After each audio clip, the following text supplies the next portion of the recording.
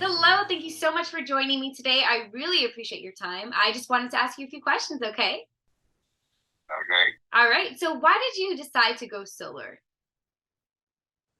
Uh, Financially, it seemed like a good idea to increase the value of my property if I wanted to sell it and be able to save money on my power bill. Perfect. And originally, where did you hear about us? Was it online? Was it through a friend? No, I actually uh, found out that a farmer that I was working for had solar panels, and I started investigating. And I went through 5 different companies before I found Green Solar. I think it was on Facebook. But when you start researching how things keep popping up because of Facebook and social media, they figure out what you're looking for. So you popped up on that. Amazing.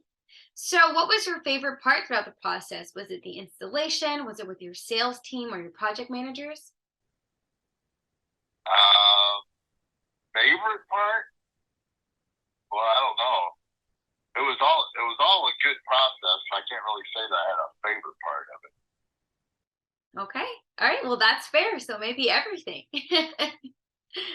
All right. Well, I thank you so much for your time today. I really appreciate it. I think you did an amazing job. And thank you so much. Okay, thank you.